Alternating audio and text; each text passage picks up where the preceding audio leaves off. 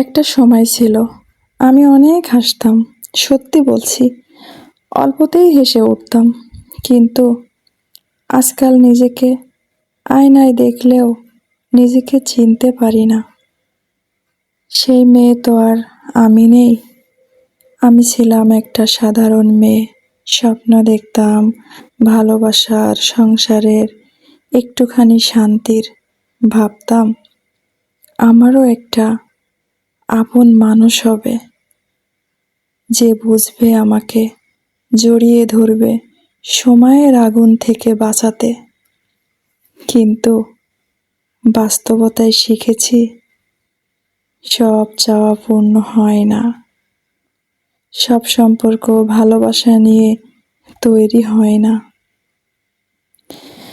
কখনো কখনো সম্পর্কগুলো কেবল দায়িত্বের শিকল হয়ে যায়।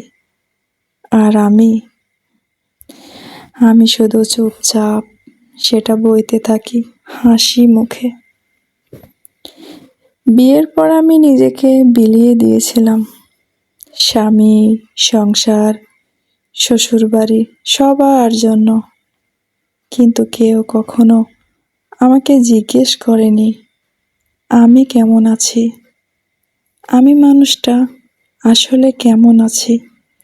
ভালোবাসা চেয়েছিলাম, বদলে পেয়েছিলাম উপেক্ষা, অবহেলা আর ঠান্ডা নীরবতা।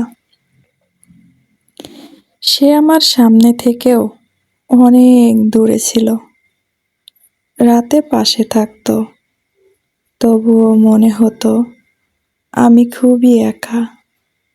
আমি চুপচাপ কাঁদতাম, বালিশ ভিজে যেত, তবুও সকালে উঠে আবার রান্নাঘরে ঢুকে যেতাম হাসি মুখে, যেন কিছুই হয়নি আমার। কারণ আমি খুব ভালো করেই জানি এই সমাজে মেয়েদের কষ্টকে কেউ গুরুত্ব দেয় না। একটা মেয়ের চোখের জলও যেন রান্নার লবণের মতো। সবাই খায়, কিন্তু কেউ জানতে চায় না কে কাঁদলো আর কতটা কাঁদলো। একদিন আমার ছোট্ট বাচ্চাটা জিজ্ঞেস করলো, মা, তুমি সারাদিন এত কাজ করো, রাতে ঘুমাও না আর হাসোও না কেন? আমি কিছু বলতে পারিনি। আমি শুধু জড়িয়ে ধরেছিলাম ওকে।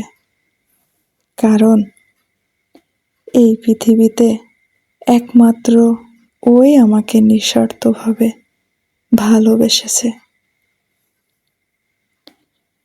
স্বামী ভালোবাসেনি, শ্বশুরবাড়ি বোঝেনি আমার ভালোবাসা, আমার কষ্ট সব হারিয়ে গেছে চিরতরে। আজ আমি বেঁচে আছি ঠিকই, কিন্তু আমার ভেতরে যে মেয়েটা একদিন স্বপ্ন দেখত, ভালোবাসতে চেয়েছিল, সেই মেয়ে অনেক আগেই মরে গেছে। আর আমি এখন শুধু একটা নাম, একটা পরিচয়, আর হাজারটা না বলা কষ্টের গল্প। আসলে আমার এই কষ্টের গল্পগুলো শোনার মতন কেউ নাই, আর তাদের এত সময়ও নাই, তাই আপনাদের কাছে শেয়ার করলাম।